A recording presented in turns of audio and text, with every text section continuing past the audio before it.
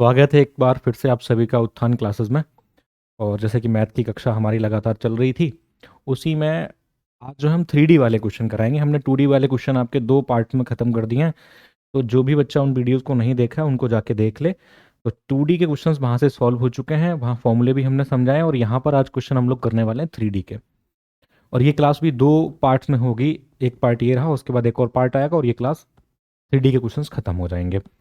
एक बेलनाकार टैंक की क्षमता 246.4 लीटर है, यहां पर लीटर में दे दिया है। यदि ऊंचाई 4 मीटर है, देखो यहां पर ये मीटर में दे दिया गया है, तो आधार का व्यास क्या होगा? तो आधार का व्यास निकालने के लिए आपको त्रिज्या निकालनी पड़ेगी। अगर आप त्रिज्या निकाल लेंगे तो व्यास तो अपने आप आ जाएगा। ठीक है, अब समझते हैं बात किसकी हो रही है। बेलन की हो रही है। और जब भी किसी चीज को लीटर वगैरह में दिया जाता है तो वो आयतन होता है। क्या होता है? आयतन। और बेलन के आयतन का सूत्र है पाई आर स्क्वायर एच। यहां पर आर त्रिज्या है, पाई का मान आप सभी जानते हैं 22/7 होता है। ये जो है इक्वल में दिखाना है इसकी क्षमता के, कैपेसिटी के, धारता के, तो पाई का मान 22/7। आर हमें पता करना है, स्क्वायर हो जाएगा। और एच हमें पता है 4 मीटर, तो वो रख देंगे। और बराबर में आएगा 246.4, क्योंकि ये लीटर में है। इसको मीटर में बदलने के लिए हम यहां डिवाइड लगा देंगे 10,000 का। 1,000 का डिवाइड लगाएंगे और ये पॉइंट हटाया, उसका यहाँ पे 0 बढ़ जाएगा। इस तरह से ये संख्या बदलेगी। अब समझते हैं आर स्क्वायर जब हम निकाल रहे होंगे तो ये हो जाएगा 2464 × 7, ये वाला। और डिवाइड में पहुंचेगा ये 10,000 तो पहले से ही है, ये वाला 22 और ये वाला 4। ये नंबर पहुंचेंगे डिवाइड में। अब 2 से हम काट लेते हैं, इसको 2 से कटेगा, 2 से ये काटेंगे 11 बार, 2 से इसको काटेंगे तो ये 12, 32। अब आगे देखते हैं, 11 से कट जाएगा, 11 एकम 11, क्योंकि 12 है, एक बार कट गया, एक बचा, फिर से 11 एकम 11, 11 दूनी 22 × 7 बटे में ये वाला 1,000, 10,000 और ये 4। और इस तरफ आर का चल रहा है स्क्वायर, तो हमें कहीं ना कहीं अब रूट निकालने की जरूरत है। तो देखो, ये जो लिखा हुआ है 112, इसको हम लिख सकते हैं 16 × 7, और 7 पहले से एक है, डिवाइड में है 10,000 × 4। 4 से 16 कट जाएगा 4 बार। अब हमें यहाँ पर पेयर वाले नंबर मिलना शुरू हो गए। जैसे ही हम आर निकालेंगे तो ये जो 4 है वो हो जाएगा 2, 7 2 बार आया वो हो जाएगा 1 बार, और नीचे बचा 10,000, उसका हो जाएगा 100। ये हो गया 14/100, मतलब 0.14। ये त्रिज्या है। अगर 0.14 त्रिज्या है तो 0.28 मतलब 14 का दुगना, इतना इसका व्यास होगा। तो ये तुम्हारा आंसर है पहले क्वेश्चन का। उम्मीद है बात समझ में आ गई होगी। एक बार फॉर्मूला जरूर रिवाइज कर ले, हम आपको आगे और भी फॉर्मूले सारे बताएंगे डिटेल में। फिलहाल यहाँ पर बेलन का फॉर्मूला लगाया गया जो कि ऊपर लिखा हुआ है आयतन का। जब भी आपको लीटर में क्षमता बताई जाए, धारता बताई जाए, आयतन का खेल है, इतना बात समझ लेना। अब आगे बढ़ते हैं, अगला सवाल है, कह रहा है एक घनाभ का आधार का क्षेत्रफल 34 वर्ग सेंटीमीटर है, ऊंचाई 3.5 है, घनाभ का आयतन क्या होगा? समझो, आधार का क्षेत्रफल दिया है, आधार का क्षेत्रफल, तो आधार का क्षेत्रफल होता है L × B, जो कि 34 है। ठीक है, और यहां पर इन्होंने दे दिया है ऊंचाई को, तो हम जानते हैं आयतन जो है वो होगा L × B × H। इसमें से L × B हम इकट्ठा पहले से जानते हैं कि 34 है, और H हमें बताया गया है 3.5 है। दोनों का मल्टीप्लाई कर लेंगे। 34, एक सेकेंड,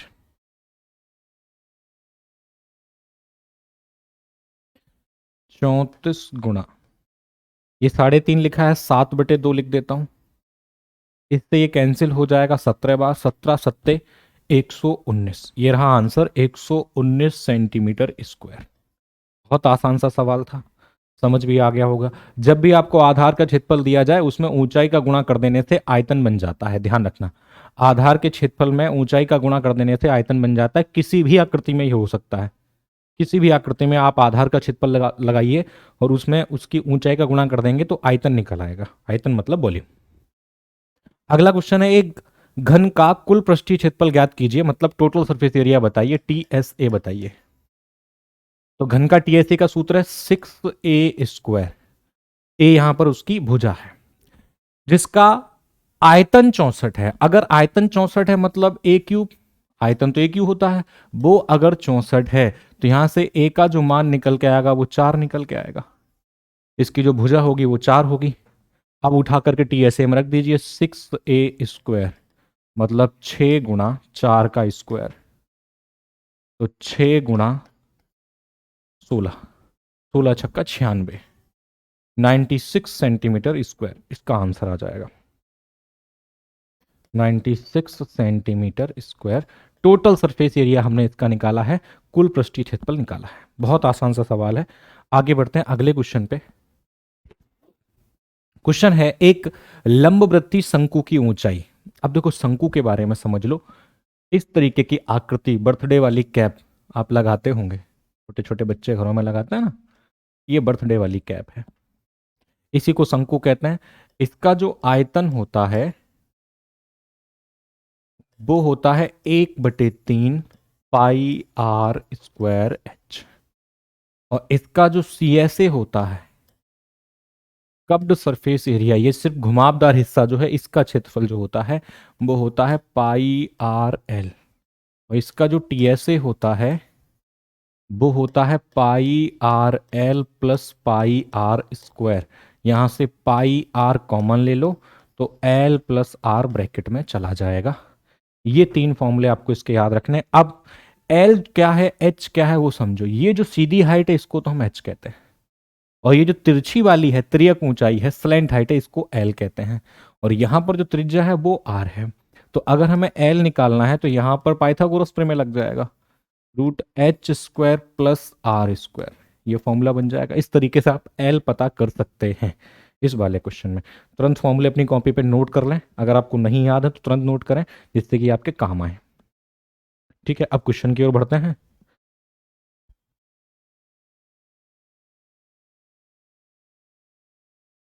देखो क्वेश्चन क्या कहता है कि ऊंचाई बताई है 28, आधार का व्यास बताया है 42। अगर व्यास 42 है तो जो त्रिज्या होगी वो तो 21 होगी।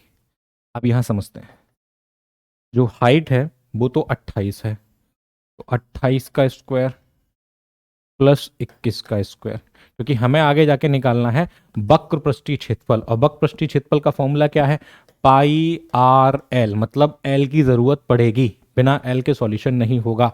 तो इसके लिए क्या करोगे, 28 का स्क्वायर कितना है 784, और 21 का कितना है 441, कितना हो गया √12 25, तो ये कितने का हो गया 35 का। इसका मतलब यह है कि एल की वैल्यू 35 हो गई, 35 हो गई। अब यहां रख देते हैं 22/7, आर का जो मान है वो कितना है 21, इसका मान कितना है 35। इससे काट लेते हैं, 5 बार कटेगा, ये 110 गुणा 21, 0 1, 11 दूनी 22 और 1 23, 2310 कहाँ है ऑप्शन में। Option number C is the right answer. Option number C जो है वो बिल्कुल सही जवाब है। बात पल्ले पड़ गई होगी, बात समझ आ गई होगी, उम्मीद करता हूं। अगला सवाल क्या है, ये तो सेम सवाल रिपीट हो गया है, आगे बढ़ते हैं। अगला सवाल है, एक घनाकार कमरे के फर्श का क्षेत्रफल। घनाकार कमरा है, घनाकार में सभी भुजाएं बराबर होती हैं, और उसके फर्श का क्षेत्रफल बता रहा है, तो वो जो है वो आएगा a²। उसकी वैल्यू अगर 192 है तो हमें 192 के फैक्टर बनाने पड़ेंगे, तभी तो a पता चलेगा। तो यहां से 192 के फैक्टर बना लेते हैं। 2 से काटेंगे 96, 2 से काटेंगे 48, 2 से काटेंगे 24, 2 से काटेंगे 12, 2 से काटेंगे 6, 2 से काटेंगे 3, 3 से काटेंगे 1। इस तरह से आप फैक्टर बना लो। अगर कोई नॉन परफेक्ट नंबर आपके सामने आ गया है तो इससे पता लग जाता है कि इसको क्या लिखा जा सकता है। देखो 2 की जोड़ी है, यहाँ 2 की जोड़ी है, यहाँ 2 की जोड़ी है, तो 3 बार 2 तो कंफर्म हो गए, मतलब 3 बार 2 का मतलब होता है 8, और 3 की जोड़ी नहीं है तो वो रूट में चला जाएगा। यानी इसकी जो भुजा है वो निकल के आएगी 8√3। इसकी जो भुजा है वो निकल के आएगी 8√3। पूछा है छड़ की लंबाई। तो किसी भी घन में छड़ की जो लंबाई होती है, घन में छड़ की लंबाई, छड़ की लंबाई ये इसके विकर्ण के बराबर होती है। इसका आप विकर्ण बना लीजिए, छड़ की लंबाई निकल आएगी, चाहे घन हो चाहे घनाभ हो। विकर्ण की लंबाई निकालनी है। फॉर्मूला क्या है विकर्ण का? तो विकर्ण बराबर भुजा गुणा √3, यानी जो भी भुजा है उसमें √3 का मल्टीप्लाई कर दो। तो हमारी भुजा है 8√3 और उसी में √3 का मल्टीप्लाई होना है। तो √3 नॉर्मल 3 हो जाएगा। तो 8 × 3, आंसर आ गया 24। कहाँ है आंसर 24? ये रहा तुम्हारा सी ऑप्शन, 24 मीटर। बिल्कुल आसान सी बात है। जब भी पूछा जाए कि कमरे में रखी जा सकने वाली सबसे लंबी छड़, और हो सकता है घनाभ में आपको लंबाई चौड़ाई ऊंचाई अलग अलग बता दे और ये कहे इस कमरे में रखी जा सकने वाली सबसे लंबी छड़ की लंबाई बताइए, तो सबसे लंबी छड़ का मतलब ही हो गया कि आपको विकर्ण निकालना है, चाहे वो घनाभ का विकर्ण हो चाहे वो घन का विकर्ण हो। आगे बढ़ते हैं। अगला सवाल है, दो अर्धगोलाकार पात्रों की क्षमता। मैंने आपसे पहले ही कहा, जब भी क्षमता की बात आएगी तो समझ लो ये क्षमता आयतन को रिप्रेजेंट करती है। किसको? आयतन को रिप्रेजेंट करती है। और वो क्षमता आपकी 2.7 पॉइंट है, यहां पे 2.7 और 12.5 है। मैंने कहा पॉइंट दोनों जगह तो कैंसिल हो जाएगा, यानी कि यहां से इनका जो अनुपात निकल के आएगा 27:125 आएगा। और क्षमता जो होती है वो आयतन को ही दिखाती है, और आयतन में हमेशा घन का काम होता है। जब क्षेत्रफल आपको दिखाना हो तो वहां वर्ग का स्क्वायर करना होता है। जब भी कोई भी क्षेत्रफल हो, संपूर्ण पृष्ठीय क्षेत्रफल, वक्र पृष्ठीय क्षेत्रफल या नॉर्मल सा क्षेत्रफल, समझ लो वहां पर आपको वर्ग करना है। और जब भी आपको त्रिज्या भुजा ऐसा कुछ दिखाना है, भुजा दिखानी है, त्रिज्या दिखानी है, व्यास दिखाना है, तो यहां पर पावर 1 मतलब सिंगल पावर का यूज होता है, पावर 1 का यूज होता है, मूल संख्या का यूज होता है, मूल संख्या का यूज होता है। तो देखो 27 किसका क्यूब है? 3 का। 125 कितने का है? 5 का। तो पहले आप मूल संख्या पर आएंगे, उसके बाद अब ये कह रहा है कि वक्र सतह का क्षेत्रफल, चाहे वक्र सतह हो चाहे संपूर्ण पृष्ठीय क्षेत्रफल हो, तब भी स्क्वायर आपको करना ही है। तो 3 का स्क्वायर 9 और 5 का 25, ये आंसर हो सकता है ऑप्शन में दिखाया हो। अगर नहीं तो 3 का स्क्वायर और 5 का स्क्वायर कहीं है, 3 का स्क्वायर 5 का square, option number A is the right answer. 3 का स्क्वायर 5 का स्क्वायर यानी 9 और 25 इसका आंसर आ जाएगा। आगे बढ़ते हैं। अगला सवाल पढ़िए जरा एक बार, क्या सवाल बना है।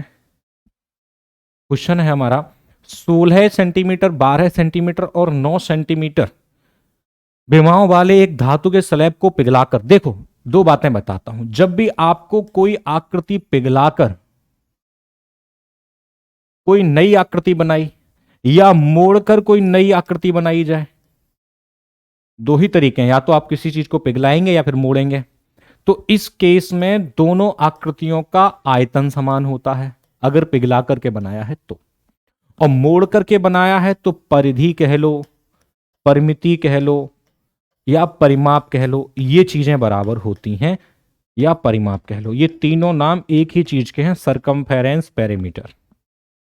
अगर पिघला करके आपने नई आकृति बनाई तो आयतन का काम है, और अगर मोड़ करके नई आकृति बनाई तो समझ लो परिधि, परिमाप, सरकमफेरेंस, पेरीमीटर इनका काम है।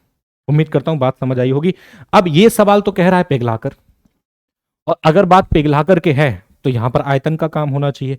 अब समझते हैं कि आयतन का अगर काम है तो कैसे सवाल को हमें हल करना होगा।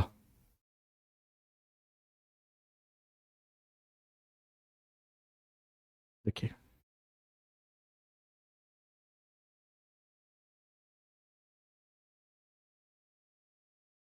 देखो, ये घनाभ है तो इसका आयतन तो सीधा L into V into H करके आ जाएगा, मतलब 16 गुणा 12 गुणा 9। और पिघला करके क्या बनाया है? पिघला करके एक घन का आकार दिया गया है, मतलब दूसरी वाली आकृति तो घन हो जाएगी, तो वो होगा ए क्यूब। अब उसकी भुजा नहीं पता है ना, तो वो हो जाएगा ए क्यूब। कह रहा है उसका पृष्ठीय क्षेत्रफल बता दो, सरफेस एरिया बता दो। बता देंगे साहब, पहले हमें भुजा तो पता लगने दो। तो भुजा के लिए क्या है कि इस संख्या का घनमूल पता होना चाहिए। घनमूल निकालने के दो रास्ते हैं, या तो आप संख्या का मल्टीप्लाई करके एक बड़ी संख्या बना लो और उसका आपको क्यूब रूट याद हो तो लिख देना, या फिर पहले से ही फैक्टर करना शुरू कर दो। तो जैसे मैं ये 16 को लिख सकता हूं 4 गुणा 4, इस 12 को लिख सकता हूं 4 गुणा 3, 9 को लिख सकता हूं 3 गुणा 3। और हम जानते हैं कि घनमूल में 3 3 के पेयर चाहिए होते हैं, तो 4 3 बार आ गया, 3 3 बार आ गया, दोनों जगह से एक एक उठा लिया जाएगा, मतलब 4 और 3। तो जो ए है वो बन गया 12 सेंटीमीटर। ए बन गया आपका 12 सेंटीमीटर, यानी इसकी जो भुजा होगी वो 12 होगी। अब हमसे भुजा तो नहीं पूछी है, उन्होंने हमसे कहा है पृष्ठीय क्षेत्रफल बता दो। तो पृष्ठीय क्षेत्रफल जब भी नॉर्मल लिखा हो, ना बताया हो कि वक्र वाला है या टोटल वाला है, तो आप उसको अपने आप टीएसए ही समझेंगे, टोटल सरफेस एरिया ही समझेंगे, जिसका फॉर्मूला होता है 6a², मतलब 6 गुणा 12 का स्क्वायर, मतलब 144। 6 चौको 24 की 4, हासिल लगी 2, 6 चौको 24 2 26, हासिल लगी 2, 6 864। कहाँ है ऐसा विकल्प? ये रहा ऑप्शन बी, बिल्कुल सही उत्तर है, एकदम सही जवाब है। बहुत छोटी सी बात थी और 2021 का आया हुआ सवाल है एसएससी जीडी के अंतर्गत। एग्जाम आपके 10 तारीख से शुरू हो रहे हैं, आप बिल्कुल तैयार बने रहें, तैयारी अपनी करते रहें। अब ज्यादा घबराएं नहीं, जितना आपने पढ़ा है उसी को ही परफेक्ट करने की कोशिश करें, नई चीजें पढ़ने की कोशिश ना करें। जितना आपने पढ़ रखा है अपने आप पर विश्वास रखिए और उसी चीज को बार बार रिवाइज करिए, मतलब जितना पढ़ा है वो परफेक्ट होना चाहिए। चलिए, एक घनाभ के 3 समीपवर्ती फलकों के पृष्ठीय क्षेत्रफल, क्या बात है, घनाभ की बात हो रही है और घनाभ में एल, बी और एच तीनों अलग अलग होते हैं और इनके जो पृष्ठ होते हैं, अगर मैं एक कमरे का एग्जांपल ले लूं तो उसका जो फर्श होगा वो उसकी लंबाई और चौड़ाई को मिला करके बना होगा। उसकी एक दीवार होगी तो उसमें एक सहयोग तो ऊंचाई वाली का हो जाएगा और एक या तो लंबाई का या चौड़ाई का। वैसे ही दूसरी दीवार होगी तो वहां लंबाई और ऊंचाई, और एक जो पहले दीवार बता चुका हूं उसमें ऊंचाई और चौड़ाई। यानी कि जो आपके फलक होते हैं वो एल बी, बी एच और एच एल, इनसे दिखाए जाते हैं इनके क्षेत्रफल। तो जो लगातार मैंने कह दिया कि एक 5 है, एक का 16 है और एक का कितना है 20 है। अब अगर हम यहां से गैस करना चाहें कि एल का मान क्या होगा, बी का मान क्या होगा, एच का मान क्या होगा, तो हम गैस नहीं कर पाएंगे, एग्जैक्ट मान नहीं पता कर पाएंगे। लेकिन हमको क्या निकालना है? आयतन निकालना है साहब। तो आयतन का जो फॉर्मूला है वो है L into V into H. आयतन का फॉर्मूला है L into V into H. तो हमें एल वी एच तीनों का मल्टीप्लाई चाहिए। अगर हम यहीं पर मल्टीप्लाई कर दें तो यहां पर एल 2 बार हो जाएगा, बी भी 2 बार हो जाएगा, एच भी 2 बार हो जाएगा। तो इनका मल्टीप्लाई करने पर हमें प्राप्त होगा एल बी एच का होल स्क्वायर, जो कि कितना हो जाएगा 5 गुणा 16 गुणा 20, ये बनेगा 1600। 16 पंजे 80, 8 दूनी 16, 1600 बनेगा। यहां से सिर्फ एल बी एच अगर हम पता करेंगे तो 1600 में 16 का तो हो जाएगा 4 और 2 जीरो का हो जाएगा 1 जीरो। तो एल बी एच की वैल्यू हो गई 40। Option D is the right answer.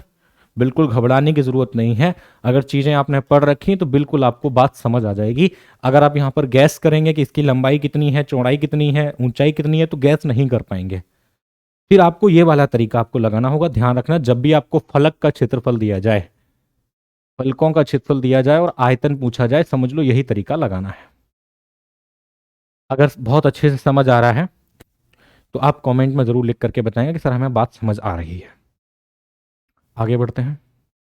अगला सवाल है जो कि बहुत महत्वपूर्ण है, मैं इस पर लिख भी देता हूं कि इंपॉर्टेंट है भाई।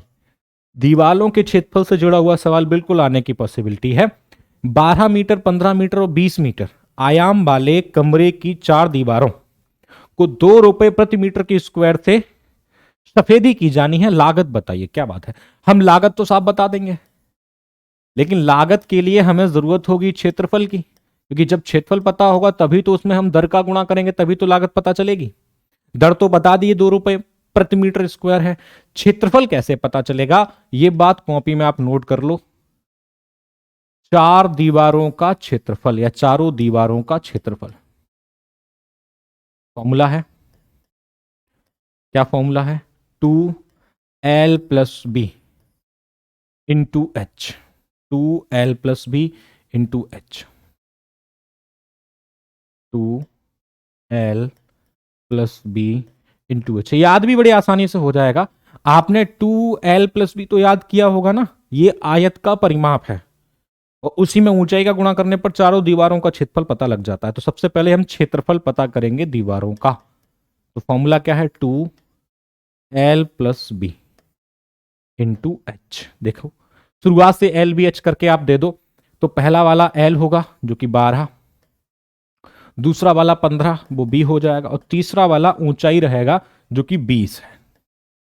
ये यहां से बन जाएगा 2 गुणा 27 गुणा 20, ये हो गया 40 गुणा 27। जीरो का जीरो, 7 चकू 28 की 8, हाथ से लगे 2 और 10, ये आ गया आपका 1080। लेकिन ये तो क्षेत्रफल है, और जैसे ही हमने खर्च निकाला तो खर्च के लिए इसमें दर का गुणा करना पड़ेगा। तो 108 जीरो में 2 का गुणा करोगे तो 108 का हो जाएगा 216 और जीरो का जीरो, तो 2160 रुपए का खर्च टोटल आएगा।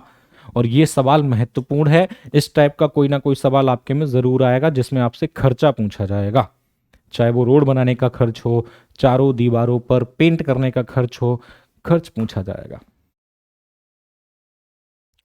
ठीक है, आज की सवाल, आज की क्लास यहीं पर खत्म होती है।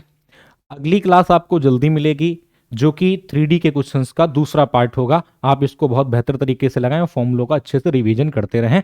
धन्यवाद।